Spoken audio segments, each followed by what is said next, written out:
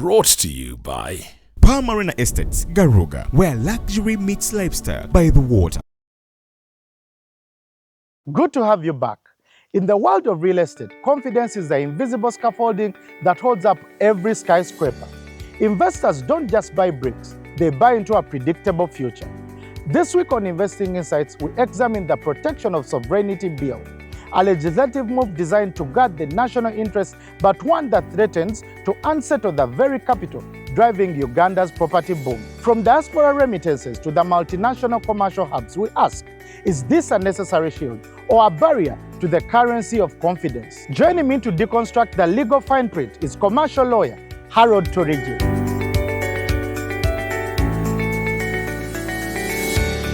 Harold, you've read the draft and it has sweeping definitions. From a legal standpoint, how broad is the net being cast in definition of an agent of a foreigner? So I'm going to discuss this in two angles: the bill in its raw form and the amendments that are being used. The raw definition of a representative of a foreigner, I can't discuss that before I tell you who a foreigner was under clause 1 of that. Do we even have to define who a Ugandan was anyway? Exactly, because we had to, because it included the Ugandan living in the diaspora, it included companies, foreign companies, it included NGOs that are foreign-based, governments from outside the countries and etc.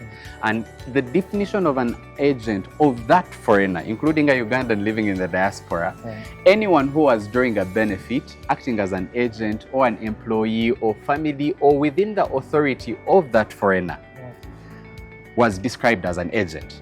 And in Samba, that's a very wide net to cast. Definitely. Just to give it context, if you're receiving money from, if you write a proposal to a real estate investor in Canada and they send you money to build condominium apartments in Nakuru, you are, by this definition, an agent of a foreigner. An agent of a foreigner. I can just give that as an example. So the net was so wide, a wide interpretation of it, and one of the things of legal drafting is that first of all it must be concise with a definite definition. This did not, because many interpretations that could be drawn out of just that clause 1 on the interpretation clause of the bill would be so wide that it destroys very many sectors of the economy, politics, NGOs.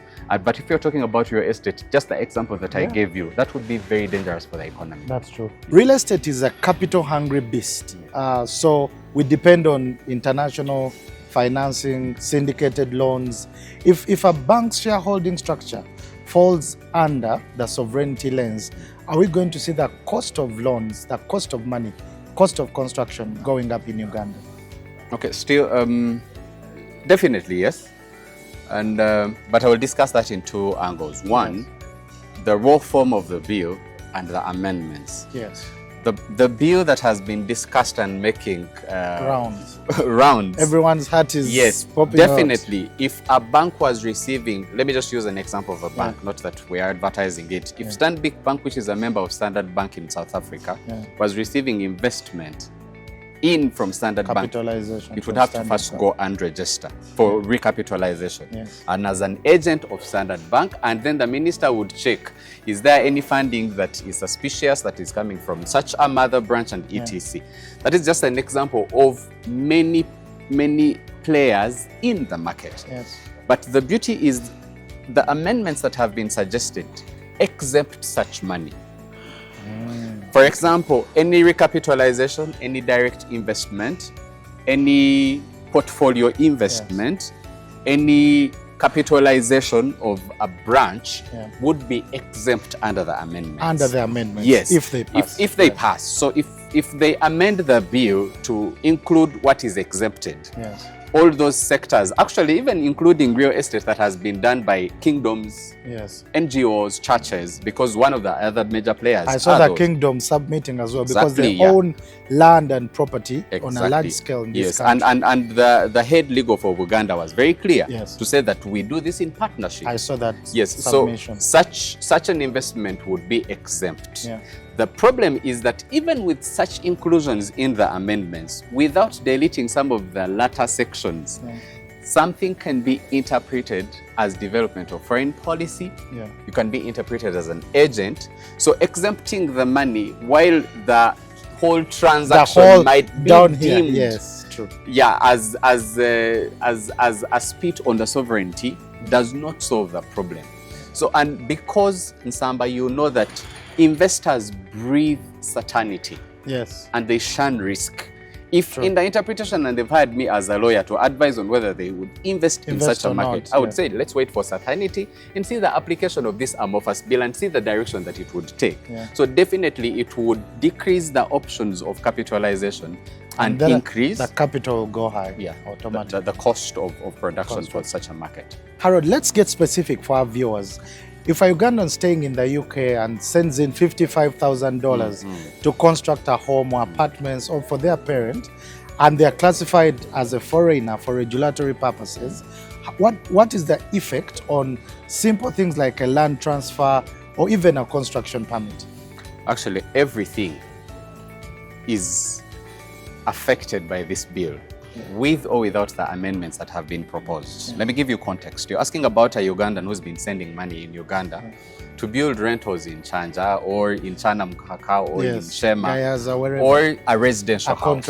A country home. Yes. Now, the cousin or the brother who has been helping that person receive the money, go to a hardware and buy cement and the like, or enter contract with a contractor, will have to first go and register to the minister as an agent of a foreigner. If they passed the bill in its raw form, the way it is right now, you would have to first go to the minister, fill a form, register as an agent of that cousin or brother in the UK, and then start to receive money. What that does, one, is that you cannot be sure of the timelines of by the time they give you the consent to say that this transaction is okay. You have an extra requirement to fill in returns at the end of the year as an agent of how much money you received from A to B for such a kind. If that person has been saying funny things, maybe against the government, and then they say you're hiding under land, you're not going to build a house, you're going to do A, B, C, D, E, you might have an issue and they can withhold that money. One of the biggest drivers of real estate is market certainty. Someone will say, why am I? We've already talked about in the past how it's cheaper to buy a condominium unit in Dubai than in Uganda. Than it is here. Than it is in Uganda. So why wouldn't that person just go and invest elsewhere? Elsewhere in Kenya? Kenya has actually Promotion of Investors Act. You're drafting such an act in an East African community where you're trying to compete. That looks to be the direct opposite of the investor What trust. Kenya Investments Authority is doing with the Promotion of Investments Act is what this bill, in its total opposite, is doing to investment in the country. Some say that this is about protecting Ugandan security and sovereignty. Is it possible to achieve that without scaring off an investor doing a 20-story, 15-story building? Definitely, yes, but not in the format and the draft that the it is bill now. Was drafted in. It's the proverbial throwing the baby in the dirty water. Because we know what the government was trying to solve. The purposive interpretation of the bill was to say, you know what, we might have people financing foreign agendas. But isn't the purpose then correct? No. The spirit behind? No, that's a no, not really. The spirit behind can be questioned.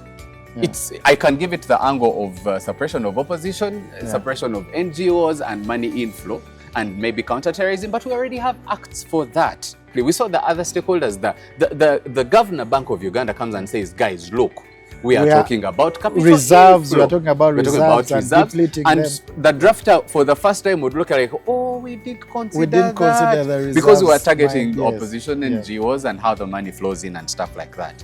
So it's possible to achieve sovereignty and protect your economy without harming it at the same time. It's not a cancer that we need to cut off an arm. It's just a small wound that we need to bandage.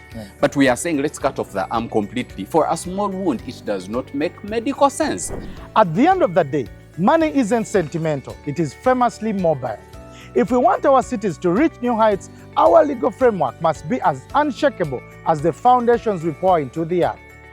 Remember, confidence is its own currency. Once lost, it is far harder to rebuild than any skyscraper. Now, we want to hear from you. Is the sovereignty bill a shield for our local interests or a barrier to the global stage? Join the conversation on our social media pages and let us know where you stand. We go again for another short commercial break.